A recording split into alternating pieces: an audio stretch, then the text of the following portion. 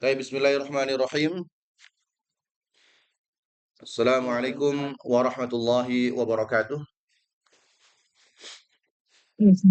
Waalaikumsalam warahmatullahi wabarakatuh. Baik, alhamdulillahi adada khalqihi wa ridha nafsihi wa zinata arsyih wa midada kalimatihi asyhadu an la ilaha illallah wa asyhadu anna Muhammadan abduhu wa rasuluh. Allahumma salli wa sallim wa barik wa zid wa an'im wa karrim wa fadil ala habibika wa rasulika nabiyyina al-mustafa rasulillahi Muhammadin sallallahu alaihi wasallam wa ala alihi wa sahbihi ajma'in amma ba'du. Alhamdulillah, puja dan puji syukur mari kita panjatkan kepada Allah Rabbuna Jalla wa Ala atas limpahan karunia, rahmat, taufik, inayah, hidayah dan seluruh nikmatnya. Sehingga alhamdulillah pada kesempatan hari ini tepatnya di tanggal 28 ya, 28 Desember 2025 di hari Ahad ini kita masih Allah mudahkan langkah kita untuk hadir di majelis ilmu dalam kondisi sehat walafiat. Mudah-mudahan Allah senantiasa memberikan kita kesehatan, panjang umur dalam keberkahan, istiqamah wa thabat untuk terus bermulazamah dengan Al-Quran meskipun momentumnya sudah mulai libur ya, liburan, tapi mudah-mudahan tidak mengurangi semangat kita untuk terus hadir di majelis ilmu ini. Sama Umi dulu. Sebentar, mohon maaf ini iklan. Umi. Adik. Nah, Assalamualaikum adik. Yang ya, keberapa nih Ustadz? gimana? Yang Gimana? keberapa? Anak baru Putri yang yang keempat, keberapa? baru Putri yang yang keempat. keberapa? Oh, Alhamdulillah. umurnya baru masuk 2 tahun. Alhamdulillah. Taib, ada distraksi sedikit, mohon maaf. Taib, kita awali ngaji kita pada pagi hari ini dengan bersama membaca Al-Basmalah. Bismillahirrahmanirrahim. Rabbana zidna ilma warzuqna fahma. Rabbana asrah lana sudurna wa yassir lana umurna wahlul 'uqdatam min alsinatina yafqahu aqwalana birahmatika ya arhamar rahimin. Baik, mari kita lanjutkan kajian kita pada hari ini di sesi yang kedua dari surah Az-Zalzalah ya. Kemarin kita sudah masuk di bagian pertama dari surah Az-Zalzalah ayat 1 sampai ayat ketiga dari 8 ayat yang akan kita bahas. Mudah-mudahan di sesi kedua ini kita mampu menuntaskan dari sisi ayat. Mudah-mudahan insya Allah. Dan untuk mengawali kajian kita pada pagi hari ini, kita baca bersama dulu dari surah Az-Zalzalah. Berharap mudah-mudahan apa yang kita baca, apa yang kita pelajari, apa yang kita tadabburi, mudah-mudahan memberikan keberkahan dan bermanfaatan untuk kita semua. Amin amin ya rabbal alamin. Dipersilakan untuk membuka Al-Qur'annya atau bisa melihat langsung di layar. Sudah Ana share untuk tampilan dari surah Az-Zalzalah ayat 1 sampai ayat yang ke-8. Ini Ana baca dan para ummahatnya, sholihat, langsung dibaca bareng-bareng juga ya nanti di rumah masing-masing ya. أعوذ بالله من الشيطان الرجيم. بسم الله الرحمن الرحيم. إذا زلزلت الأرض زلزالها وأخرجت الأرض أثقالها وقال الإنسان ما لها يومئذ تحدث أخبارها بأن ربك أوحى لها يومئذ يصدر الناس أشتاتا ليروا أعمالهم فمن يعمل مثقال ذرة خيرا يره ومن يعمل مثقال ذرة شرا يره. Baik, alhamdulillah, mudah-mudahan apa yang kita baca, apa yang kita lihat, apa yang kita perdengarkan memberikan keberkahan bagi kita semua. Amin amin ya rabbal alamin. Insya Allah sudah hafal semua, tinggal kita tadabbur dari tiap ayatnya atau dari tiap kalimatnya dan berharap mudah-mudahan usai dari kajian dari surah ini membuat kita semakin dekat kepada Allah, membuat kita semakin yakin dan mampu meningkatkan kualitas ibadah kita di sisi Allah Subhanahu wa taala. Amin amin ya rabbal alamin. Kita akan mereview terlebih dahulu ya bagian pertama yaitu ayat 1 sampai ayat ketiga sebelum masuk pada bagian kedua dan bagian ketiga dari surah ini. Baik, mudah-mudahan masih ingat ya. Nanti insya Allah kita akan upload dari sesi yang pertama kemarin untuk direview juga. Tapi supaya ini lebih menyambung dan tidak lupa dari pembahasan sebelumnya, maka kita review 3 ayat pertama. Baik, Bismillahirrahmanirrahim. Ayat pertama sebagaimana yang Allah firmankan tadi yaitu Wallahu ta'ala Idza zulzilatil ardu zilzalaha. Apabila Allah telah apabila telah digoncangkan ya, bukan telah menggoncang tapi digoncangkan bumi dengan goncangannya. Kalau masih ingat kemarin ayat ini membahas tentang guncangan yang dahsyat yaitu kejadian kosmik yang luar biasa. Dan ayat tersebut kalau masih ingat yaitu di awal yang kalimat idza. Apa esensi dan poin yang kita pelajari sebelumnya? Pertama yaitu adanya ilusi kestabilan. Ya, yang kita bahas kemarin, ada orang merasa aman dengan gedung yang besar, properti yang banyak, merasa nyaman dan tenang dengan memiliki materi dan juga properti yang luar biasa yang dia miliki, yang dia kejar selama hidup.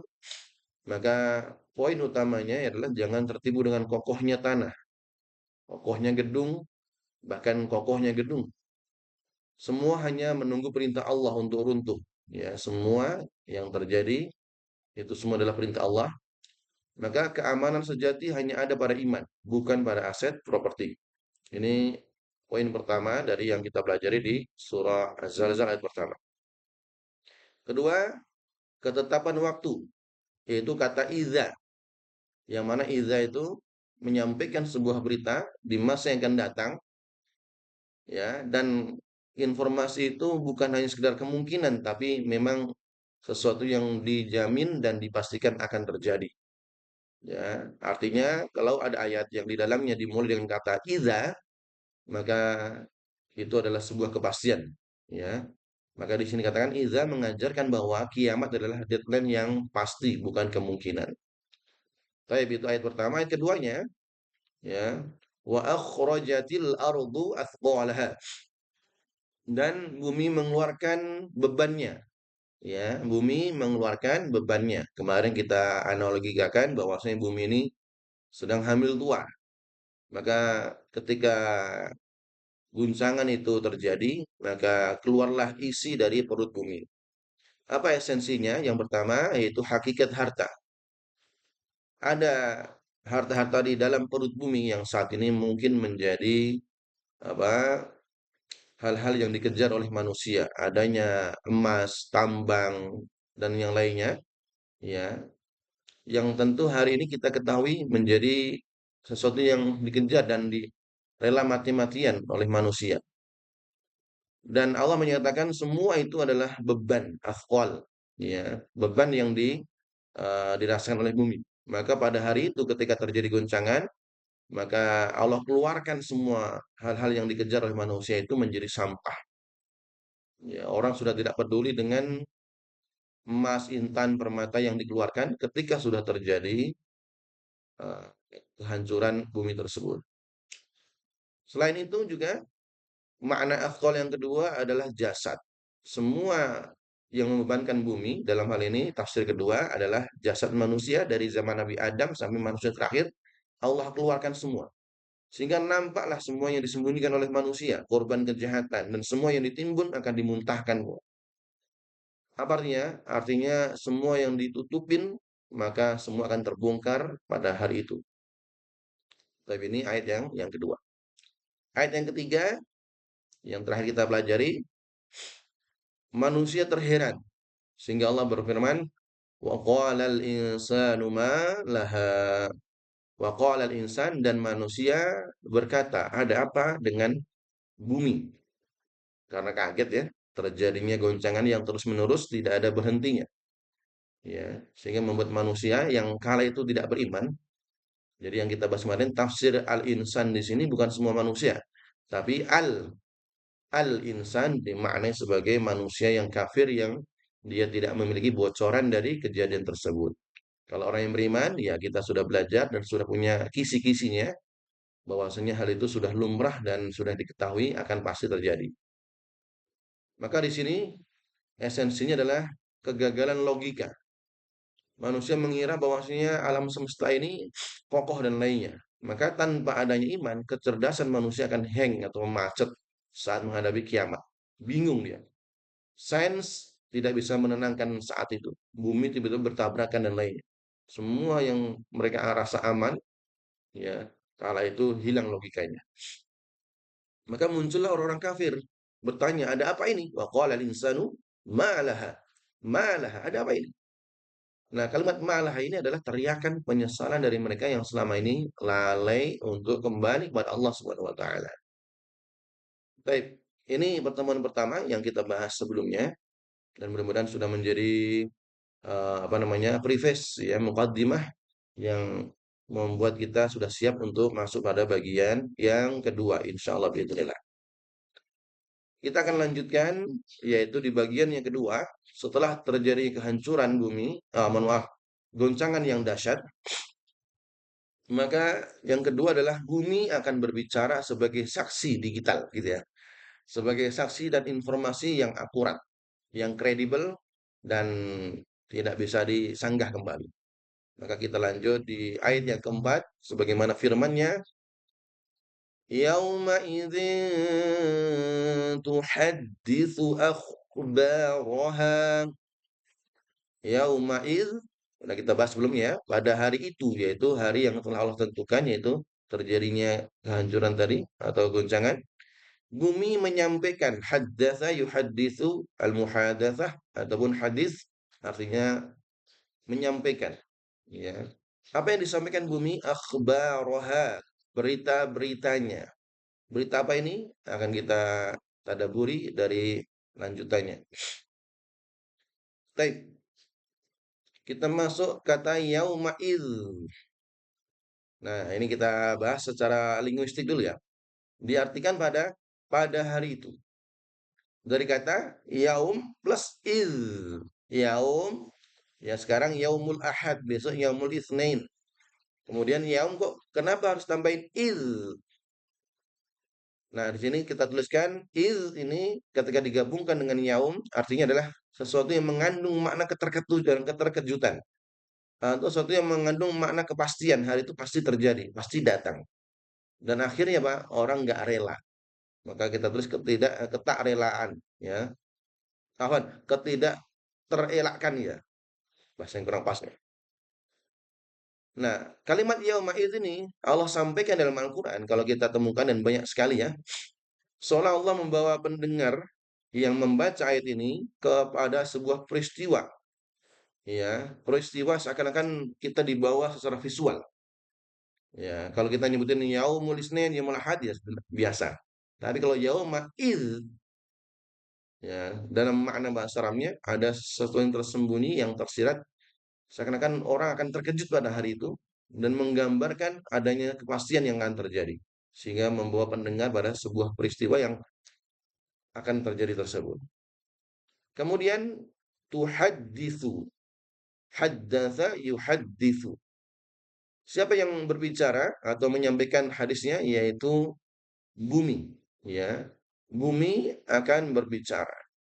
Bumi yang setiap jengkal bumi yang saat ini mungkin kita duduk di atasnya, ya, dalam segala macam kondisinya. Ya, alhamdulillah hari ini bumi kita gunakan saat ini untuk ngaji. Maka dia akan haddatsa yuhaditsu, menyampaikan hadis atau berita. Ya, dalam hal ini maka bumi dipersonifikasikan. Dia bukan lagi menjadi benda mati, ya. Meskipun sekarang ya mau kita cangkul, mau kita bor ya bumi akan diem saja. Tapi ketika terjadi goncangan tersebut, ya, ketika datang hari kiamat maka dia bukan lagi menjadi benda mati, ya. Bukan sekedar memberi tanda tapi benar-benar berkomunikasi, ya. Dan ini kan sering kita temukan dalam Al-Qur'an, bukan hanya bumi.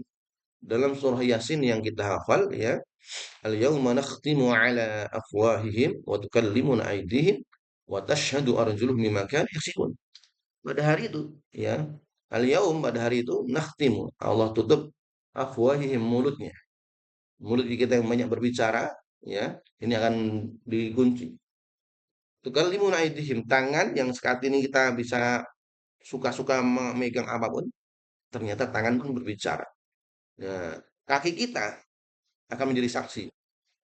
Kalau anggota badannya berbicara itu mampu, maka makhluk yang lain pun atas izin Allah juga akan mampu. Termasuk apa? Bumi yang kita pijak ini besok akan menjadi saksi. Ya, baik. Apa yang menjadi saksi? Saksi atas apa? Akhbaroha, kabar-kabarnya, berita-beritanya. Nah, maknanya apa ini kok akhbar ini? Kita akan lanjutkan. Apa beritanya? Nah, kita apa berita yang akan disampaikan, yang akan dibicarakan oleh bumi tersebut pada hari tersebut? Kita lanjutkan. Nah, ini kita akan apa sandingkan dengan hadis yang diriwayatkan oleh Imam Tirmidzi. Yang hadisnya itu hasan, ya derajatnya hasan. Rasulullah SAW membaca ayat ini dan bertanya, tahukah kalian apa berita akhbaruha yang disebutkan dalam ayat 4 ini? Maka lagi-lagi para sahabat menjawab sebagaimana adab orang yang tidak tahu, bukan sok tahu ya, tapi ini adabnya para sahabat ketika tidak mengetahui, maka dikembalikan pada yang bertanya. Allah dan Rasulnya lebih tahu. Allah wa rasuluhu a'lam. Ya, lagi-lagi ini ada sebuah kalimat yang bagus. Sering kita temukan model apa diskusi interaktif seperti ini baik dalam hadis ataupun dalam Al-Qur'an. Nabi bertanya, bukan berarti Nabi tidak tahu, ya. Sebagaimana ayat lain atau surat yang lain ketika Allah menyatakan dalam surah apa yang kita pelajari kemarin, Al-Fil contohnya. Allah bertanya, "Alam tara kaifa fa'ala rabbuka bi ashabil fil?" Allah bertanya bukan berarti Allah nggak tahu, tapi untuk litanbih sami', untuk memberikan fokus kepada orang yang mendengar. Begitu pula ketika Nabi menjelaskan tentang makna akhbaroha. Hei para sahabat, gitu, kamu tahu nggak arti akhbar? Maka kala itu para sahabat tidak menerka, langsung dikembalikan kepada Nabi Sallallahu Alaihi Wasallam. Maka beliau bersabda, sesungguhnya berita yang disebutkan dalam ayat ini adalah dia akan bersaksi atas setiap hamba, baik laki-laki atau perempuan, tentang apa yang telah mereka kerjakan di atas punggungnya. Ini ya, senada dengan yang kita sampaikan tadi, apa yang kita kerjakan di atas bumi ini. Setiap detiknya, setiap menitnya, ya, bukan hanya malaikat yang ada di kanan kiri kita, gitu kan. Sebagaimana Allah berfirman, lahu mu'aqibatum min baini yadayhi min khalfihi yahfazunahu min amrillah. Di depan belakangnya itu ada malaikat yang menjaga. Kemudian apa? Ma yalfidhu min qaulin illa ladaihi raqibun atid. Apa yang terucap lidahlah lewat kecuali ada raqib dan atid yang mencatat. Ternyata yang menjadi CCTV bukan hanya malaikat, bahkan benda mati yang kita gunakan ini. Kita analogikan lagi, kalau bumi saja mampu berbicara, maka baju ini akan berbicara. Kacamata ini akan berbicara. Tembok ini akan berbicara. Masya Allah. Berapa banyak saksi, saksi yang akan menjadi pemberat bagi kita. Baik memberatkan menuju surga atau memberatkan menuju neraka. Tergantung apa yang kita kerjakan di atas punggung atau di atas tanah tersebut. Bumi akan berkata, ya, dia telah melakukan ini dan itu. Ya, bumi akan berbicara. Masya Allah, ya bumi, ya, ya kan. Mudah-mudahan apa yang disampaikan pada hari itu adalah kebaikan atas perbuatan kita, insya Allah. Ya, itulah beritanya. Pertanyaannya, bagaimana kita akan mempertanggungjawabkan atas pekerjaan kita. Kita berharap mudah-mudahan ya apa yang kita kerjakan adalah kebaikan sehingga akan memberatkan kita untuk menuju surganya, bukan memberatkan menuju nerakanya. Kemudian kita ambil ulama, ya Yahya bin Mu'adz. Beliau berkata sambil menangis ketika mendengar ayat ini. Dan seharusnya menjadi introspeksi bagi kita semua, muhasabah bagi kita kalau satu ayat ini saja lah yang sudah kita hafal. Yauma idzin tuhadditsu akhbaru. Hari itu bumi yang kita injak saat ini akan berbicara. Maka beliau berkata sambil bernangis, "Wahai manusia, wahai Ari, wahai ibu-ibu semua, bumi yang diam saja di dunia akan menjadi saksi yang berbicara. Lalu bagaimana dengan anggota tubuhmu sendiri?" Tadi sudah kita sampaikan ya. Kalau bumi yang diam ini berbicara, lalu bagaimana dengan tangan kita dan semua anggota badan kita? La haula wala quwata illa billah. Ini kalau kita memahami secara lebih mendalam, ya, maka seharusnya satu ayat ini sudah cukuplah untuk menjadi muraqabah, menjadi CCTV kita. Nggak perlu nyari CCTV yang nampak device-nya, karena setiap makhluk yang di sekitar kita ini itu sudah CCTV yang besok akan memberatkan kita. Allahu Akbar. Ya. Kita lanjutkan. Apa poinnya? Ini adalah konsep, mohon maaf, konsep digital forensik ilahi. Ya, kalau kita melihat ada intel, kemudian ada forensik dari kepolisian, kan dia akan ada kematian. Ini kan dilihat dari bukti-bukti yang ada. Ana yakin itu pun tidak akurat 100%. Meskipun benar, tapi tidak ada yang mampu menyaingi digital forensik ilahi. Ya, sekarang kan gampang, bukti data sekarang kan tinggal dibakar kan. Ya, ini realita kan itu. Gedung mana terjadi kebakaran untuk apa? Menghilangkan data, menghilangkan bukti. Itu di dunia. Tapi kalau di akhirat nggak bisa. Jadi, wahai engkau malah pelaku kemaksiatan, yang engkau saat ini merasa mampu menghilangkan bukti kejahatan atas kekuasaan yang kau miliki hari ini, silakan. Tapi tidak ada data yang hilang ketika menggunakan konsep digital forensik ilahi. Bumi yang kita pijak saat ini akan menjadi hard drive yang sangat besar, menjadi raksasa yang merekam jejak karbon dosa dan pahala kita. Allahu Akbar. Bayangkan ini, ayo kita bayangkan sejenak. Setiap inci tanah yang kita pijak memiliki memori. Ya, memorinya ada. Meskipun sudah puluhan, bahkan jutaan tahun yang lalu. Bumi atas izin Allah, digital forensik tersebut tidak pernah hilang. Ya. Mungkin saat ini yang kita injak ini mungkin sudah berbagai puluhan juta tahun ya kejadian di atasnya. Tapi itu tidak akan menghilangkan data, tidak bisa hilang. Tanah tempat kita sujud, subhanallah, akan merekam sujud kita.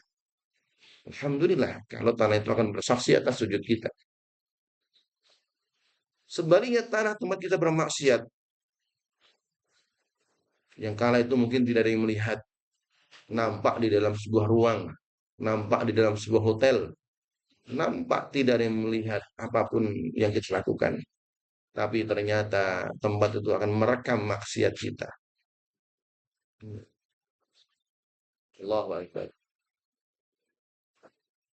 Lantai kantor, nggak tahu apa yang kita lakukan di kantor. Aspal jalanan, ubin kamar hotel, semua adalah hard disk menyimpan data yang akan di-play, akan ditampilkan. Kita nggak tahu bagaimana ngeplaynya, apakah pakai logika kita saat ini ya kayak nonton nobar bareng gitu kan. Itu yang terlintas saat ini. Bayangkan, kita lagi ngapain gitu. Dan kita merasa aman dan suruh kita tutup rapat-rapat. Tapi ternyata besok tetap akan di-play. Kalau di-playnya hanya antara kita sama Allah mungkin tidak malu kita. Tapi kalau di-playnya di hadapan seluruh makhluk, Di play-nya di hadapan orang-orang yang menganggap kita itu orang mulia, menganggap diri kita statusnya tinggi. Orang lihat, ah, ternyata banyak maksiatnya. Ah, orang yang selama ini kita hormati ternyata tidak ada yang tersembunyi. Maka tidak ada kejahatan yang sempurna. Ya, sehebat-hebatnya pelaku kemaksiatan di dunia yang dia mampu membuat alibi dan lainnya, ya, karena apa? Semua tidak ada yang sempurna. Karena apa? Saksi utamanya adalah tempat kejadian itu. Ya, tempat kejadian itu akan menjadi saksi atas perkara itu sendiri.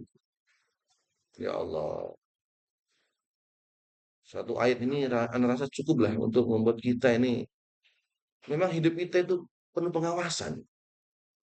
Memang hidup kita itu nggak bisa sembrono, nggak bisa suka-suka kita, gitu ya. Jadi kalau ada orang kafir yang dia merasa hidup di dunia bebas melakukan apapun, ya Allah, berat itu timbangannya. Apalagi kita yang saat ini sudah tahu ayat 4 ini, kok masih berani melakukan kemaksiatan? Allah Akbar, ya Allah. Ini anak berbicara untuk anak sendiri ya, banyak maksiatnya. Karena lupa. Dan ketika membahas ayat 4 ini tertuju pada anak pribadi yang banyak ngomong saat ini ya, dibanding yang ibu-ibu yang mendengarkan.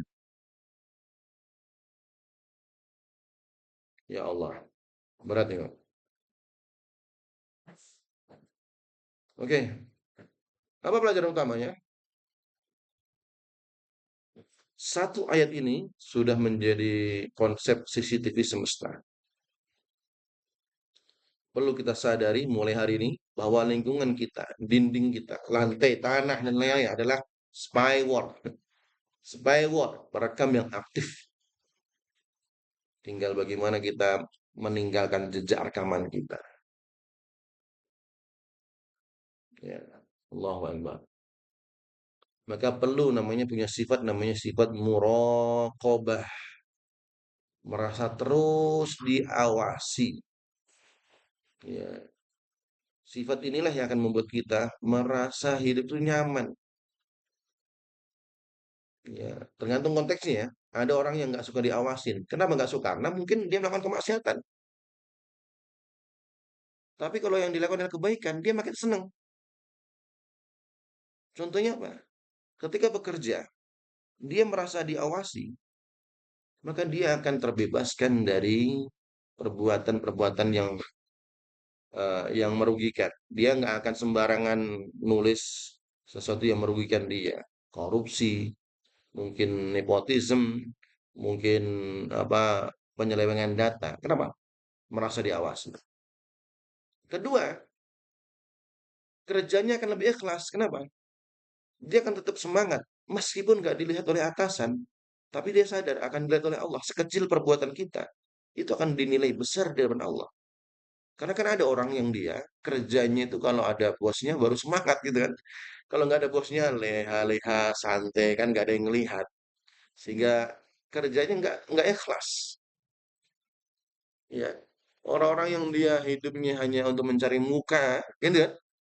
Dia kan nggak akan sungguh-sungguh kalau nggak dilihat. Tapi kalau kita punya sifat murokobah, mau dilihat manusia atau tidak, nggak penting. Tapi kita yakin Allah melihat. Ya. Jadi kita malah lebih ikhlas kalau kerja kita merasa diawasi oleh Allah. Ya. Karena apa? Pasti akan ada balasan. Kalau nggak ada balasan di dunia, kita yakin akan ada balasan di akhirat. Sekecil apapun itu. Ya, sekecil apapun itu. Nah itu indahnya, nikmatnya kalau kita menghadirkan sifat murokobah. Ya. Selama apa? Selama 24 jam. Selama 24 jam.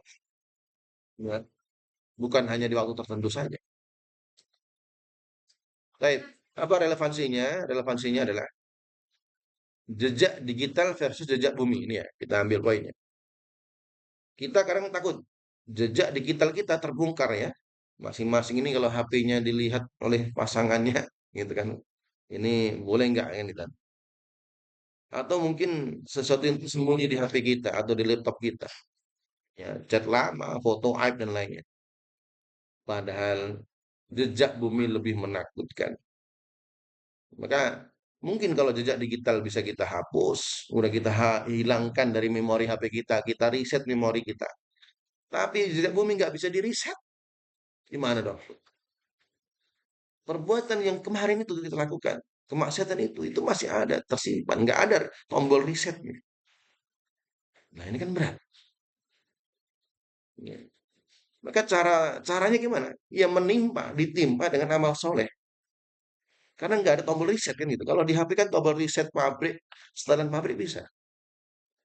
Maka caranya ya udah wa atbi'is sayyi'atal hasanata tamhuha. Ikutilah keburukan itu dengan kebaikan. Supaya apa? Kebaikan itulah yang akan menghapus keburukan. Menghapus dalam hal ini, kalau ditimbang keburukan ini yang kita lakukan kemarin, kita timpa dengan kebaikan yang banyak, nanti kan akan menghapus. Ya, kan? Beratnya akan beda. Yang akan menjadi berat adalah yang kebaikan. Sehingga dosa kemarin itu tidak dihitung menjadi pemberat. Tapi yang menjadi pemberat adalah kebaikan-kebaikan yang setelahnya. Ya. Kemudian setiap langkah kaki yang menuju masjid dan yang lainnya, setiap langkah menuju tempat maksiat semua direkam. Ya, di kamar mandi yang terkunci, saat tidak ada manusia dan CCTV, lantai kamar semuanya akan merekam perbuatan kita untuk diputar ulang, di playback di hari hari kiamat. Ya, ini mudah-mudahan masing-masing sudah siap nanti kalau seandainya dimintai pertanggungjawaban. Subhanallah. Baik, ini ayat keempat ya. Ini baru satu ayat ini sudah dari setengah jam. Mudah-mudahan satu ini menjadi pegangan kita nih. Ya, untuk memiliki sifat muraqabah. Kita lanjutkan ayat yang kelima. Bi anna rabbaka awhalaha. Kenapa bumi bisa berbicara?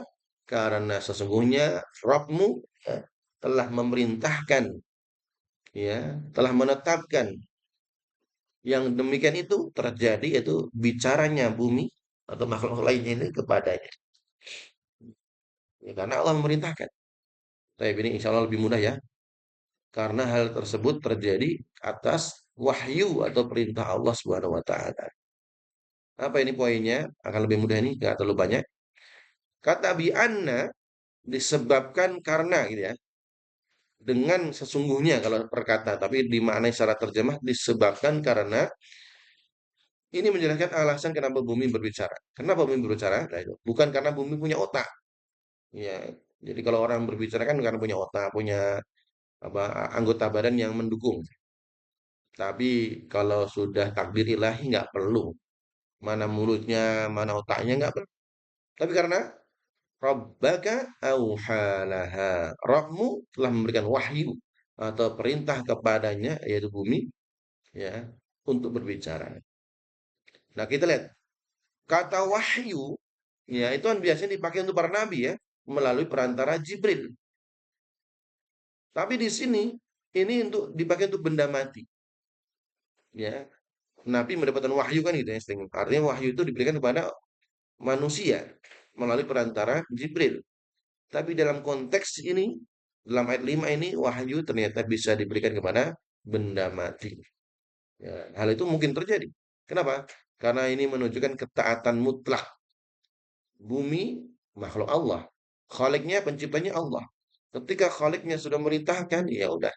Tidak ada seluruh alam semesta ini yang menolak perintah atau ketetapan Allah. Jika Allah merintahkan batu untuk bicara, ya akan bicara.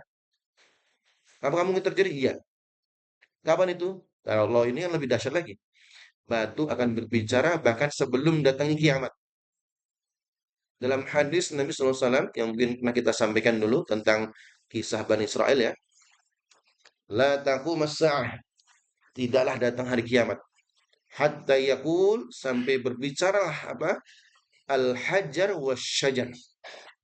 Jadi hari kiamat idza zulzilatil tadi belum terjadi sebelum pohon dan juga batu berbicara. Kejadiannya belum kiamat. Tapi ternyata besok itu melalui hadis tadi kita meyakini batu dan pohon akan berbicara. Kok bisa? Lagi-lagi auhalaha. Karena Allah telah mewahyukan kepada benda mati tersebut. Kapan itu? Ketika terjadi huru hara. Ketika terjadi perintah Allah untuk membunuh seluruh orang-orang Yahudi yang sekarang semena-mena itu. Tadi lanjutan hadisnya, hatta yaqula syajar wal hajar ya Abdullah ya Muslim hadza Yahudi khalfi ta'ala faqtulhu. Hadisnya mengatakan demikian. Ya, kiamat yaitu terjadinya kehancuran bumi itu tidak akan terjadi sampai kapan? Di antara tandanya sampai batu dan pohon berbicara. Apa bicara kala itu?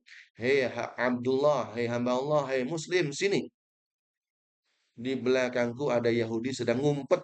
Sini, saya kasih tahu dan silahkan bunuh dia. Allahu Akbar. Bahkan batu dan pohon tidak bisa menyembunyikan apa orang-orang Yahudi yang bersembunyi di dalamnya. Illa satu, kecuali syajaratul gharqad, kecuali satu pohon yang dia tidak mau berbicara. Semua pohon berbicara, semua batu bicara. Entah di Indonesia ini apa nih, ada pohon jati, pohon beringin, pohon apapun akan berbicara. Kecuali satu pohon apa namanya? Pohon gharqad. Ini al-hadis atau kama qila fil hadis sebagaimana yang disebutkan dalam hadis. Baik. Oke ya. Apa esensinya? Esensi dari ayat ini, bumi lebih taat kepada Allah daripada manusia. Ayat 5 ini menunjukkan bumi yang nampak bisu ketika Allah memerintahkan, "Hei bumi berbicara." Nggak ada ya Allah, malas ah, nggak ada. Ya Allah, ntar dulu lah, capek ini nggak ada. Itu bumi. Manusia yang diberikan akal, diberikan petunjuk berupa Al-Quran. Ya Allah, sudah dia banyak berita-berita tentang kebenaran, tetap sering menolak manusia. Lagi-lagi kita kalah dengan makhluk yang bisu. Kalau kemarin kalah sama kuda dalam surat Al-Adiyat. Di surat Az-Zalzalah kita kalah sama bumi. Ya Allah. Bumi diberi wahyu perintah untuk bergoncang, langsung patuh dia. Manusia, nggak semua ya, tapi kebanyakan menolak. Ya, itu bukan ucapan saya, tapi ucapan Al-Quran. Bal aktsaruhum la yu'minun. Silakan lihat konotasi kalimat banyak dalam Al-Quran. Maka kalimat banyak itu senantiasa konotasinya yang negatif. Ya. Sedangkan yang suku yang sedikit konotasinya positif. Qalilan ma tashkurun, sedikit yang bersyukur. Jadi yang bersyukur sedikit, banyaknya tidak bersyukur. Maka di antara doa Nabi, ya Allah, jadikan aku kelompok yang sedikit, kelompok yang sedikit. Ya, ngaji ini banyak yang nggak ngaji daripada ngaji kan gitu, udah real gitu kan. Ya, yang sholat sedikit, yang nggak sholat banyak. Yang jujur di Indonesia ini sedikit, yang nggak jujur banyak.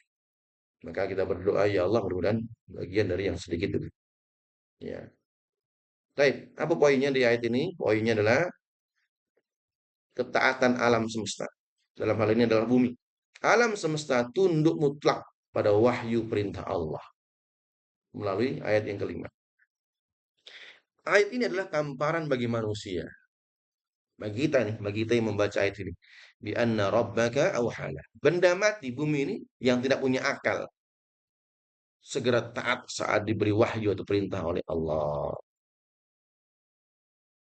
Ini yang pertama. Kedua, teguran bagi manusia. Seharusnya kita malu pada bumi.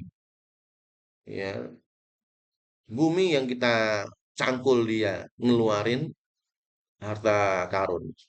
Bumi yang kita bur, ngeluarin minyak bumi. Masya Allah. Kita sakitin bumi, kita hancurkan bumi. Masih berikan kebaikan. Dan bersamaan itu ketika Allah memerintahkan pada bumi. Bumi sami'na wa ata'na. Padahal dia benda mati. Dan dia tetap mau taat. Pertanyaannya, kenapa manusia? Hei manusia yang Allah berikan akal. Hei Ari, Allah memberikan engkau akal. Sering membangkang. Malulah pada bumi. Malu pada bumi. Berdasarkan ayat yang kelima. Relevansinya apa? Relevansinya kita melihat fenomena alam. Ya, alam mengamuk ya, adanya banjir, longsor dan yang lain-lain. Ya, ya ini kan relevan saat ini ya, adanya banjir, longsor yang terjadi saat ini. Sejatinya itu adalah bentuk ketaatan alam pada perintah Allah. Sementara manusia terus melakukan kerusakan, ya, dan merasa menjadi korban, merasa menjadi korban. Oleh karena itu manusia yang punya akal sempurna dan dia diberikan Al-Quran sebagai wahyu petunjuk yang telah bertahun-tahun, tapi realitanya masih banyak yang membangkang. Ya, ya kita jujur pada diri sendiri ya tentu ya masih banyak perintah-perintah yang kita bangkangkan selama ini. Ya, ya mudah-mudahan ibu-ibu semua tidak, kita semua mudah-mudahan Allah berikan eh, kemudahan Allah untuk menjalankan apa yang Allah perintahkan dan menjauhi apa yang dilarang. Maka dalam konteks hal ini, bumi lebih beradab kepada Allah daripada manusia. Allahu Akbar. Ayat yang ke 5 ya. Mudah bisa dipahami ya. Ini dua ayat ini kalau kita tadabburi ya seharusnya sudah sudah saklek gitu ya kepada diri kita ini. Baik, masuk bagian ketiga. Ya, mudah tidak lupa di bagian kedua ya. Ya, kita lanjutkan bagian yang ketiga. Apa bagian ketiga? Yaitu bagian terakhir dari surah ini, yaitu ayat 6 dan 8 ya, 3 ayat ya. Yaitu tentang hukum dan keadilan presisi ya. Ya, mohon maaf salah ketik ya. Ya, presisi bukan presis. Bukan satu. Harganya apa? Harganya sidang perorangan. Nah, besok ada sidang. Bukan sidang isbat, bukan. Sidangnya adalah sidang perkara. Statusnya kita yang berbicara ini dan semua yang mendengar, status kita sama. Kita adalah terdakwa. Ya, kita adalah terdakwa yang didakwa. Ya, sebelum itu terjadi, ya kita tadabur 3 ayat terakhir ini. Di ayat ke-6, kita baca dulu. Yauma idzin yasdurun nasu ashtatan liyuraw a'malahum. Terjemahnya pada hari itu yaumaiz tadi yang sudah kita bahas, yasdurun nas manusia keluar ya. Dari mana? Dari kuburnya.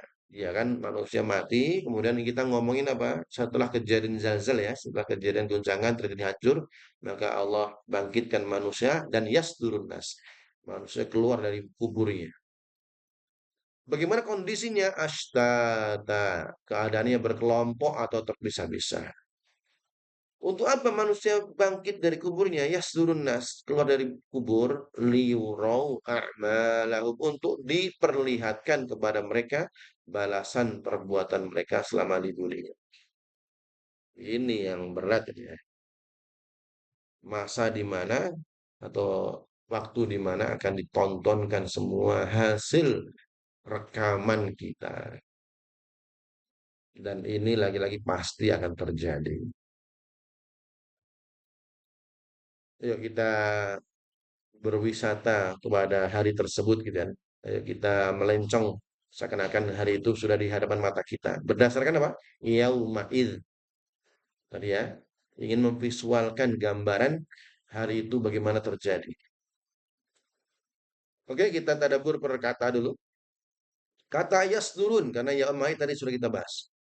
Yasduru keluar atau beranjak. Itu seperti onta yang keluar meninggalkan sumber air. Jadi rombongan itu. Jadi kayak onta itu kan kalau sudah apa minum kemudian langsung keluar dari tempatnya. Nah, sama manusia keluar dari area pengadilan menuju tempat abadi yaitu surga. Nah, kapan itu? Ya, berarti setelah setelah terjadinya kehancuran. Jadi kan langkahnya stepnya kan hancur dulu nih bumi alam semesta kan gitu kan. Kemudian setelah itu sudah dalam kondisi bahkan ya sebelum kita masuk ke sana ya saya sebutkan hadisnya dulu. Jadi kehancuran bumi ini kan wa nufikha fis-sur fasaiqa man fis samawati wa fil ardi illa ma Allah. Allah menyebutkan dalam surah Az-Zumar ya Az-Zumar yang bagian kiri atas lah. Wa nufikha fis-suri fasaiqa man fis samawati wa fil ardi illa ma Allah. Dan ditiuplah sangkakala. Maka soiko kagetlah siapapun dia. Ya semua makhluk yang di langit dan di bumi. Ya, kecuali yang Allah kehendaki. Siapa yang dikehendaki ini dalam hal ini? Yaitu peniup trompetnya. Peniup trompetnya. Tapi apakah peniup trompet siapa? Malaikat Israfil ya. Dia apakah nggak mati? Ya. Awalnya ketika niup trompet nggak mati. Kalau mati nanti gimana? Siapa yang niupkan itu? Tapi kala itu, ketika semua makhluk selain Allah dan Israfil itu sudah binasa semua. Bahkan para malaikat ya, malaikat binasa semua. Apalagi manusia pasti. Maka Allah apa? Allah menetapkan Israfil yang meniup itu mati juga. Sehingga tidak ada di alam semesta ini yang hidup kecuali Allah.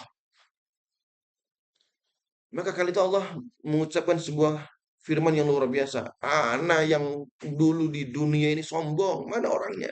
Mana makhluknya? Kala itu tidak ada satupun makhluk yang adalah kholik saya semata. Ya.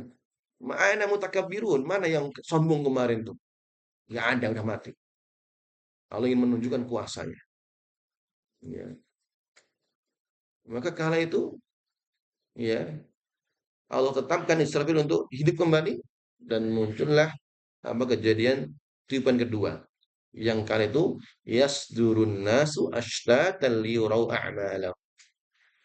Manusia baru muncul. Ya. Untuk apa? Untuk liyurau a'malahum. Nah, ini yang kita bahas. Kita lanjutkan. Kata ashtata, ashtata itu jamak dari syedid atau tercerai-berai secara harfiahnya. Maknanya apa? Individualism yang absolut atau terbagi berdasarkan golongan amal. Golongan amal. Jadi besok itu kita akan bangkit berdasarkan amal kita. Yang ahli maksiat akan dibangkitkan bersama kondisi amalia dalam kemaksiatan.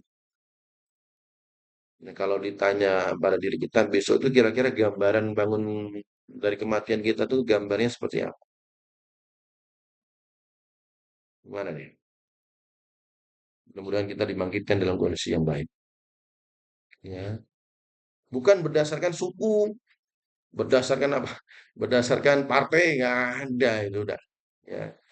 Di dunia ini kita berkomunitas, ya ada geng, ya, geng Jakarta, geng Bandung, ya gitu. Geng apa lagi?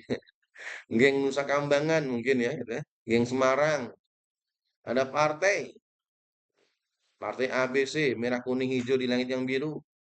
Ada keluarga, ya, keluarga darah hijau, kuning dan lainnya. Ada ormas-ormas, ya Allah. Ini dunia. Hari kiamat, individualism total.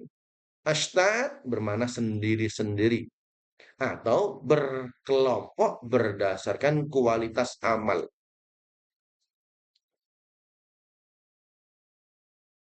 Ya mudah-mudahan ini yang ahli Quran, yang suka ngaji Quran akan Allah bangkitkan berdasarkan amal menjadi ahli Quran. Masya Allah luar biasa. Dan kala itu secara garis besar ada dua kelompok wajah. Allah berfirman dalam Al-Quran, "Yauma tabyaddu wujuh wa taswaddu wujuh." Hari itu hanya ada dua wajah. Wajah yang putih dan wajah yang hitam. Bukan karena apa gennya bukan, tapi karena amalnya. Mungkin dia, mohon maaf, ini bukan rasis ya. Dia keturunan apa kulit hitam, mungkin dari Afrika atau mungkin dari Papua. Itu kan hanya dunia, casing saja, casing gitu kan. Tapi kalau amalnya soleh, dia akan dibangkitkan dalam kondisi wajah putih. Sebaliknya yang dia merasa punya wajah putih, orang Eropa, orang Barat dan lainnya wajahnya putih, yang mungkin itu menjadi status kan, gitu kan? Status duniawi. Tapi kalau dia kafir, dia akan dibangkitkan dalam kondisi gelap gulita hitam. Jadi nggak penting sekarang itu wajahnya mau gimana, kan nggak bisa diubah. Emang dari sananya seperti itu kan. Wajah saya seperti ini kan gitu, nggak bisa diubah. Pengen ngubah wajah saya menjadi wajahnya siapa? Wajah orang yang ganteng di dunia nggak bisa. Tapi di akhirat bisa. Kalau amal kita baik. Artinya nggak penting sekarang itu mau kita mau pedicure, manicure, eyeshadow dan lain. Itu di akhirat dengan sendirinya. Insya Allah dengan air wudhu insya Allah akan menjadi ghurran muhajjalina min atharil wudhu. Dalam hadis disebutkan pembeda orang yang beriman khususnya umat Nabi Muhammad itu apa? Bekas wudhu. Maka Nabi menyuruh ketika kita wudhu itu ghurran muhajjalin. Ghurran artinya kalau kita membasuh muka kita, lebihkan. Yang wajib memang bagian wajah ini, tapi ghurran, sempurnakan di sini. Ya. Muhajjalin, kalau kita tangannya wajibnya sampai siku, sempurnakan sampai lengan. Kenapa? Besok akan kelihatan bersinar dan akan kelihatan, oh umat Nabi Muhammad ini loh, bekas wudhu. Ya, artinya kalau wudhu berarti menjalankan sholat kan itu. Orang yang nggak sholat nggak mungkin wudhu dia. Itu yang menjadi pembeda. Ya. Artinya, wajah-wajah ini hanya dua garis besarnya, putih dan hitam. Tapi dari putih itu nanti akan diklasifikasikan lagi. Gitu ya. Yang hitam pun akan diklasifikasikan lagi. Ya. Kita contohnya yang hitam ya di surat Al-Ghasyiyah. Hafal ya? Allah berfirman, "Hal ataka haditsul ghasyiyah." Ya. Tahukah kamu tentang berita ghasyiyah? Hari kiamat ghasyiyah itu ya, nama lain dari hari kiamat. Wujuhu yauma idzin khasyi'ah. Wajah mereka pada hari itu khasyyi'ah. Wajahnya khusyuk. Tapi makna khusyuk ini bukan makna literasi secara linguistik artinya tunduk apa khusyuk itu. Apa arti khusyuk itu? Maknanya yang lebih tepatnya adalah dia tertunduk, terhina. Berarti masuk klasifikasi wajah hitam. Tertunduk, terhina. Klasifikasi kedua, ayat selanjutnya, wujuhui yauma idzin na'imah. Wajah yang kedua, kala itu yauma id pada hari itu na'imah. Wajahnya nikmat, penuh kenikmatan. Berarti masuk kategori wajah putih.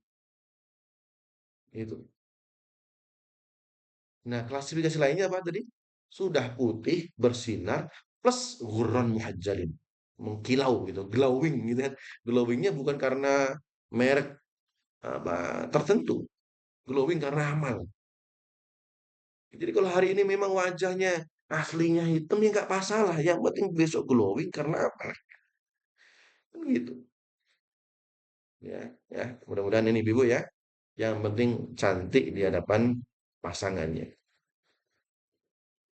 Baik, lagi-lagi nggak ada backing kala itu. Kalau sekarang mungkin backingnya banyak gitu.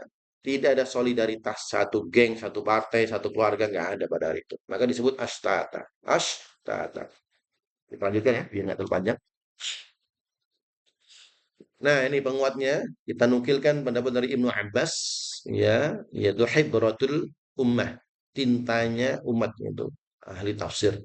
Makna dari ashdata adalah wajah putih yang selamat dan wajah hitam yang celaka. Tadi yang sudah kita bahas berdasarkan ayat tadi ya. Kemudian, kemudian Qatadah juga berkata, mereka kembali dari pengadilan Allah dalam keadaan terpisah. Ya, artinya dikelompokkan. Ada kelompok geng ahli surga ke surga. Nah, geng ahli neraka langsung menuju neraka. Ini makna kedua dari kata ashtata. Dan ini lagi-lagi tergantung apa yang kita pilih di dunia saat ini. Kita milih kenikmatan sementara sesaat tapi menghancurkan akhirat atau sabar untuk menggapai kemuliaan kebahagiaan sejati kelak. Kita lanjutkan liurau. Liurau. Dari kata ro'a ya ro'a ya alam taro. Termasuk nama anak Ari itu. Melihat. Kata liurau agar diperlihatkan. Lagi-lagi. Kalau ngomongin akhirat menjadi majhul. Menjadi apa pasif. Artinya tidak punya pilihan. Ya, dipaksa untuk melihat, dipaksa untuk dihisap, dipaksa untuk diperhitungkan. Apa ini bentuknya pasif atau majhul? Mereka dipaksa untuk melihat liu row. Apa artinya? Bukan agar mereka melihat, tapi agar diperlihatkan. Ya, dipaksa untuk melihat. Siapa yang melihatkan? Tentunya adalah Allah. Jadi kita dipaksa nonton. Nih, nonton nih. Kemarin kamu ngumpet kan? Ngumpet di hotel kan? Ngumpet di tempat sembunyi kan? Nih, tonton. La haula wala quwata illa billah. Nggak bisa mengelak akhirnya. Mereka kan diperlihatkan rekaman amal mereka. Iya, rekaman akan memperlihatkan. Nah, inilah yang menjadi konfrontasi data. Gimana datanya? Rekaman yang tadi di bumi, kemudian ini semua tangan kita berbicara, kaki kita bersaksi. Udah nggak bisa mengelak lagi. Nggak bisa mengelak lagi. Ya. Apa poinnya? Adalah runtuhnya circle komunitas. Ya, di dunia ini kita kan berapa banyak orang yang bangga nih satu geng nih geng Jogja nih kan, geng ormas nih, ormas apa gitu kan, partai nih, partai penguasa nih, circle pertemanan, semua ini runtuh, ya. Kita merasa aman kalau rame-rame korupsi berjamaah ini contoh ya. Tapi yauma idzi yasdurun nas ashtata. Ternyata kala itu berdasarkan amal. Udah nggak ada gunanya backingan-backingan ini. Maka ayat ini menegaskan di sana di hari akhir nanti astata sendiri-sendiri. Teman nongkrong kita tidak akan kenal kita. Kenal tapi tidak akan ada manfaatnya. Sekarang kan nggak kenal tadi kan. Contohnya dalam surah Al-Ma'arij. Dalam surah Al-Ma'arij yang bagian bawah itu. Yubassarunahum. Mereka saling melihat. Allah menggambarkan ini. Kayaknya pernah kita sebutkan juga ya di tafsir yang lain sebelumnya. Yubassarunahum. Antara sang istri dan suami atau antara suami dan istri saling melihat, saling kenal. Oh, itu istriku, oh ini anakku, ini ibuku, saling melihat. Artinya Allah menyampaikan besok itu saling melihat, saling mengenal. Tapi yang terjadi adalah sebelum yubassar Allah mengatakan wa wala yas'alu hamimun hamima. Kawan terdekat tidak saling menyapa, tidak saling bertanya. Padahal saling melihat. Saling melihat tapi tidak saling bertanya. Malah muncul keinginan yawaddu, ya yawaddul mujrimu law yaftadi min azabi yaumi idzim bibani. Bahkan pelaku dosa itu ingin senang bahkan untuk menggadaikan anaknya supaya anaknya yang dia cintai hari ini, yang di dunia nggak mungkin anaknya dijual belikan, nggak mungkin anaknya dibunuh gitu, nggak mungkin. Tapi di hari akhir, ya Allah anakku ini silakan digoreng di neraka. Ya Allah anakku ini cemplungkan ke neraka, masukkan dia ke neraka. Tapi jangan aku masukkan neraka. Ya Allah di dunia dia nunggu punya anak, dia sayang punya anak, tapi di akhirat itu habis. Kalau di dunianya nggak ada amal, malah saling menggadaikan. Masih kurang wa sahibatihi wa akhi. Dia ngeliat lagi, oh ada istriku, oh ada suamiku. Ya Allah ini di dunia yang dia menemaniku sepanjang hayat yang aku paling cintai, aku bisa mati kan itu kan, bekerja demi pasanganku. Tapi kalau sudah di depan neraka, ya Allah, istriku ini masukkan dia ke neraka. Aku gadaikan dia ke neraka ya Allah. Tapi aku nggak mau masuk neraka. Masih kurang. Ya Allah, ini saudara-saudaraku ini ya Allah. Yang dari kecil dia bersamaku ya Allah. Masukkan dia ke neraka ya Allah. Wa sahibatihi wa akhi. Bahkan kurang lagi, wa fasilatihi allati tu'wih. Ya Allah, keluarga besarku ini, bapakku, ibuku, nenekku, buyutku, pamanku semua ya Allah, masukkan di neraka ya Allah. Aku ingin menggade semua ini, tapi tolong jangan masukkan aku ke neraka. Ini ucapan apa? Pelaku dosa di dunia. Masih kurang. Waman fil ardi jami'an thumma yunjih. Lanjutan ayatnya. Dan semua penghuni penghuni dunia yang aku kenal ya Allah. Di tempat kerja aku kenal banyak, di tempat apa di semua komunitas aku kenal, di partai aku kenal gitu, di ormas kenal, di geng kenal, di circle, semua yang aku kenal masukkan ke neraka ya Allah. Aku gadekan teman-temanku itu. Yang penting aku nggak masuk neraka. Itu keinginan pelaku dosa. Tapi lagi-lagi Allah mengatakan apa? Waman fil ardi jami'an tsumma kalla innaha ladha nazza'atan lisyawa tad'u man adbara wa tawalla. Enggak bisa. Ternyata enggak bisa menggadekan. Engkau melakukan dosa, kamu yang bertanggung jawab atas dirimu. Ya Allah, sudah berusaha menggadekan orang-orang dicintai, ternyata ditolak. Tetap dia harus bertanggung jawab. Artinya enggak ada gunanya. Kawannya, bahkan orang terdekatnya, anak istri enggak ada gunanya. Kalau sama-sama pelaku kemaksiatan. Allahu Akbar. Berbeda dengan ahli solah, ahli iman. Seorang anak yang dia ahli Quran, dia masuk surga, ada jaminan surga. Dia ngeliat loh, bapakku mana, ibuku mana, teman-teman yang dulu ngaji barengku mana. Dia nyari, dia minta pada Allah. Maka muncullah namanya hadis syafaat, hadis pemberi syafaat. Allahu Akbar. Inilah pentingnya circle. Ya Allah, yang dulu setiap hari Sabtu hari Ahad ngaji barengku mana nih? Kok belum kelihatan? Ya Allah. Bahkan Al-Quran yang saat ini hari ini kita baca, dia akan datang. Maka muncul hadis Iqra'ul Quran, bacalah Al-Quran. Fa innahu ya'ti yaumil qiyamah syafi'an li ashabi. Baca Quran hari ini di dunia karena besok akan datang mendatangi orang-orang yang dia menjadi kawannya di dunia. Ya, kita berharap hari ini kita belajar zalzalah. Berharap zalzalah yang kita baca hari ini akan mendatangi kita, akan mengangkat derajat kita di dunia dan sampai di akhirat menuju surga insyaallah. Ini hadis al-ghaib, tapi kita wajib meyakini karena yang menyampaikan adalah Al-Quran, menyampaikan adalah Allah, menyampaikan adalah Nabi Muhammad SAW. Gitu ya. Maka ayat ini menegaskan ashtata, tidak ada backingan, nggak ada backingan, tidak ada koneksi orang dalam, nggak ada. Di dunia dia punya ordal, di akhir nggak bisa. Allah Akbar, Allah musta'an, Allah musta'an. Kita lanjut ya. Nah, ini relevansinya. Maaf, Allah agak betul. Nih, relevansinya akhir dari solidaritas. Di dunia kita bisa bersekongkol, korupsi berjamaah yang kita sampaikan tadi. Di sana, di hari akhir, sendiri-sendiri astata, tidak ada teman yang bisa menolong. Bahkan tadi apa? Dalam surat Ma'arij tadi, bahkan orang terdekat pun malah saling ingin menggadaikan.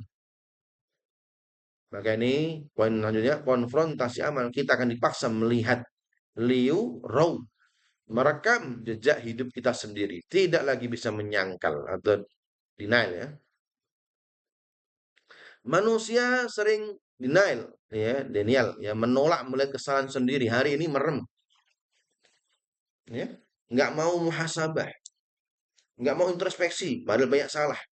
Tutup mata atas perbuatan dosa, tutup mata atas korupsinya, tutup mata atas kerusakan yang dilakukan. Oke, di dunia, di sana, di akhirat, fitur denialnya itu dimatikan. Mau nggak mau harus nonton gitu, dipaksa tonton. Mata kita dipaksa melotot melihat rekaman 4K dari dosa-dosa kita sendiri waktu di dunia. Allahu Akbar. Ya, kita berusaha di dunia ini memperhatikan kesalahan kita. Kita itu banyak salah, banyak dosa, nggak ada kebaikan. Mungkin seperti itu nggak salah. Supaya nanti di akhirat apa yang kita lakukan dosa itu sudah menjadi apa? Ya hanya Allah dan kita saja. Nggak perlu diperhitungkan. Hanya nonton selesai, nggak perlu diperhitungkan. Ini seperti itu. Kenapa? Karena kita sudah bertobat dari dosa tersebut. Baik, kita lanjutkan. Ayat ketujuh. Ini saya gabungkan ya. Ayat ketujuh ini saya gabungkan karena hampir sama. Ya, faman ya'mal mithqala dzarratin khairan, bedanya hanya khair ya. Faman ya'mal, maka barang siapa yang mengerjakan kebaikan khair seberat zarrah, niscaya dia akan melihat balasannya. Jadi barang siapa yang beramal di dunia saat ini, meskipun kecil dari kebaikan, Allah tampakkan, Allah tampilkan. Ayat keduanya atau ayat terakhirnya, wa may ya'mal mithqala dzarratin syarran yarah. Dan barang siapa yang mengerjakan kejahatan seberat zarrah pun, niscaya dia akan melihatnya. Itu ya, ini saya gabungkan menjadi satu pembahasan. Kita masuk perkata dulu. Mana nih? Mohon maaf. Fa man, maka man barang siapa? Barang siapa ini menggunakan man ya. Ya, siapapun dia selama masih ada otaknya gitu, masih ada akalnya. Karena man ini lil aqil ya. Bukan fama, tapi man. Artinya ini manusia. Apapun statusnya, mau dia presiden, mau dia kiai, apa rakyat jelata sama ini. Ya nggak ada bedanya di hadapan Allah ya. Semuanya akan ya'mal mithqalatin khairan yarah. Oke, man jelas ya, berarti siapapun dia. Nggak ada eksklusivitas. Mithqal. Ya kalau ya'mal sudah tahu ya, kita lanjut loncat mithqal. Barang siapa yang beramal mithqal seberat atau sebobot dari kata thiqal. Dari kata thiqal artinya berat. Nah, ini berbicara masalah timbangan yang sangat presisi. Ya, kalau di dunia timbangannya bisa diotak-atik ya, beratnya diotak-atik ya, ditipu dan lain, di akhirat mithqal ini nggak bisa diotak-atik. Presisi. Zarrah, mithqala zarrah. Nah, ini kata kuncinya. Zarrah. Ya, kata kuncinya adalah zarrah. Nah, kita maknai zarrah yang pertama makna klasiknya, makna zaman dulunya. Orang Arab dulu mengartikan zarrah itu diantaranya ya di kala itu yang paling kecil itu apa yang diketahui manusia kala itu. Ya, artinya dalam hal ketika ayat ini turun. Pertama adalah semut. Ya, zarrah makna yang pertama adalah semut yang paling kecil itu saat baru menetas. Ya, mohon maaf ini hidungnya mampet ya, Masya Allah. Makna kedua adalah debu. Debu bagaimana? Debu yang terlihat terbang saat ada cahaya matahari masuk ke jendela. Jadi kalau ada sinar atau cahaya masuk gitu kan di sela-sela rumah kita akan melihat ada debu gitu kan, debu yang kecil, partikel-partikel debu. Itulah makna zarrah yang kedua. Ya, makna klasiknya. Makna klasiknya. Nah, kalau sekarang makna yang sekarang kan dengan kemajuan zaman, kemajuan apa alat, maka sekarang akan kelihatan makna modern itu Pak. Zarrah bisa digunakan dan diterjemahkan sebagai atom ya, sebagai atom. Insyaallah. Nah, Allah menggunakan satuan terkecil yang bisa dibayangkan manusia di zamannya. Untuk apa? Untuk menunjukkan presisi yang absolut. Sekecil apapun, perbuatan yang hina, perbuatan yang nggak disangka-sangka, gitu kan? Ini menunjukkan apa? Sesuatu yang mungkin diremehkan. Semua ternyata akan dihitung, ya, akan dihitung. Apa contoh yang terkecil yang kita remehkan? Kedipan mata, kan? Garo-garo ini kan pasti ada alasannya kan? Ya Allah, kalau kedipan mata, helaan nafas. Nafas pertama, nafas kedua. Tahan napas. Kenapa engkau tahan napas? Sesuatu yang mungkin di luar nalar, tapi ternyata akan diperhitungkan. Apalagi? Yang di surat sebelumnya, apa? Yang surat sebelumnya, di surat sebelumnya yang kita bahas kemarin apa itu? Yang tersembunyi di dalam dada, ya, yang tersembunyi dalam dada, ya.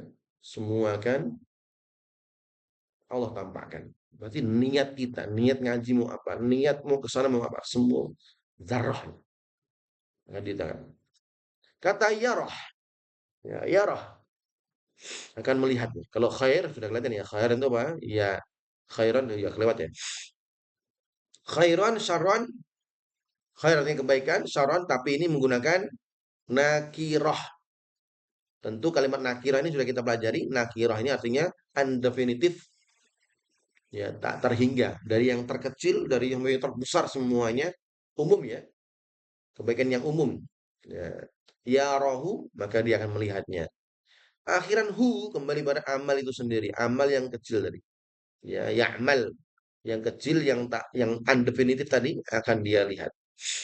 Nah, kita akan melihat apa? Wujud asli dari amal kita. Senyum kita, infak recehan kita, lirikan mata jahat kita, komentar pedas di medsos, semua akan kita lihat kembali. Ada playbacknya, ada rekamannya. Kita lanjutkan? Ya, baik. Maka dalam hal ini ada apa? Visual balasan. Kata ya rohu berarti kita akan melihat wujud amal kita. Ya, amal yang akan berwujud indah seperti bisa menjadi cahaya, menjadi teman yang menyenangkan. Sedangkan amal buruk akan terlihat mengerikan seperti ular atau kegelapan. Contoh lain adalah dalam hadis, ya, hadis yang diriwayatkan Imam Abu Dawud yang hadisnya panjang, yang hadis tentang azab kubur. Ini contoh saya di kuburan ya, belum di hari akhirat. Ketika manusia dimasukin ke kubur, kemudian ditanya kan gitu kan, ditanya oleh malaikat, man rabbuka. Lah kisi-kisinya sudah tahu ya, kisi-kisinya. Cuman kisi-kisi ini meskipun kita hafal, ya, tapi kalau tidak diimbangi dengan disandingkan dengan amal soleh sia-sia. Ya. Mulutnya akan berbicara. Man rabbuka. Pikirannya tahu Allah, tapi mulutnya terkunci. Gimana jawabnya? Satu tambah satu berapa? Di otak sudah ada tervisual dua, tapi mulutnya nggak bisa berbicara. Ya sama aja kan gitu kan? Itulah kondisi orang yang dia kafir kemudian ingin menjawab. Sudah hafal dia, sudah ngafalin di dunia hafal berkali-kali, tapi mulutnya terkunci, nggak akan bisa jawab. Apa yang terjadi? Maka Allah memerintahkan malaikat tadi, ya, untuk apa?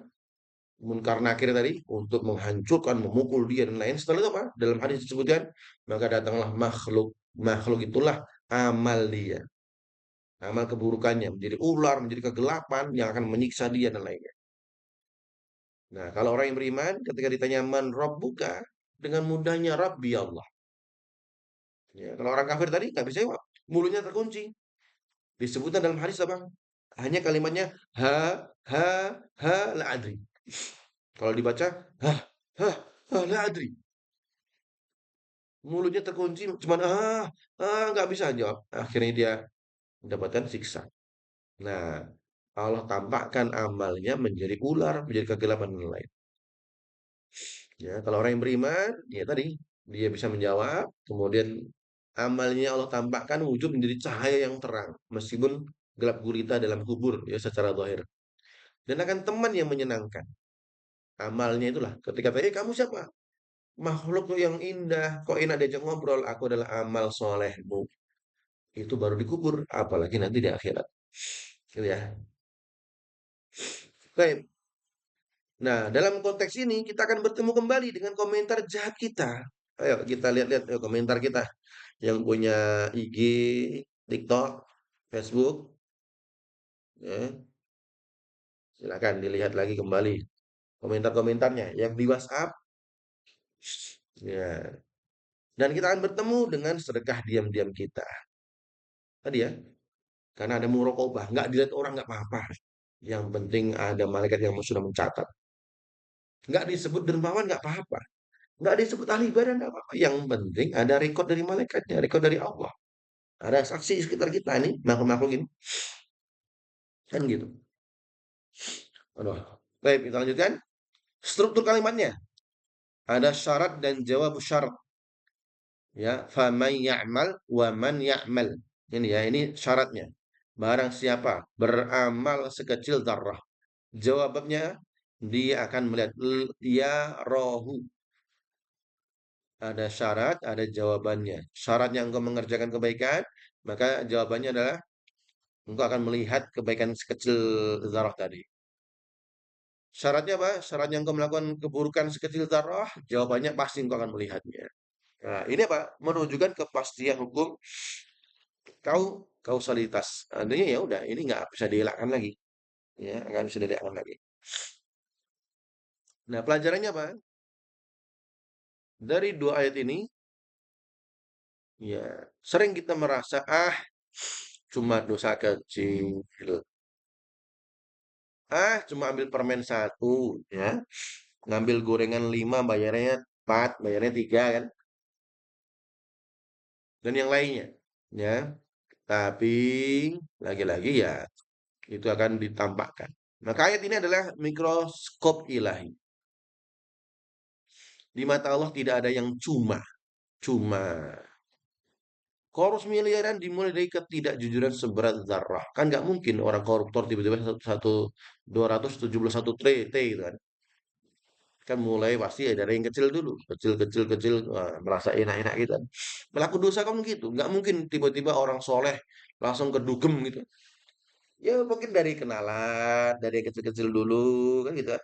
Mulai dari chatting-chatting, akhirnya terjatuh pada dosa yang besar. Kecil-kecil menjadi besar. Kan nggak ada kata cuma. Nah, harapan bagi pendosa, bagi kita yang merasa dosanya banyak, jangan putus asa untuk berbuat baik. Walau hanya menyingkirkan duri di jalan, menyikat batu di jalan. Itu dzarrah, sedikit remeh. Dan itu tertulis. Ya, bisa jadi ternyata hal yang kecil dzarrah tadi menjadi pemberat timbangan yang menyelamatkan kita. Bukankah sudah ada hadis, ya, seorang pelaku kemaksiatan yang dia hanya membantu, mohon maaf, ya hewan, anjing kan itu memberikan minum anjing, tapi hal remeh tersebut menyelamatkan dirinya. Ya. Pelajarannya bukan berarti harus jadi ahli maksiat dulu, tidak. Tapi hal remeh tersebut bisa menyelamatkan seorang yang nampaknya sudah ahli neraka menjadi ahli surga. Ya. Masya Allah, anak nggak tahu ya. Nggak mampet itu ya. Oke, terakhir nih ya. Motivasi ya, relevansinya apa? Motivasi beramal kecil. Jangan pernah meremehkan senyum ya.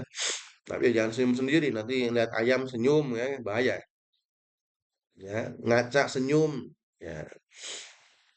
Kemudian menyingkirkan duri, ya nyapu-nyapu yang mungkin dirasa remeh nggak apa-apa.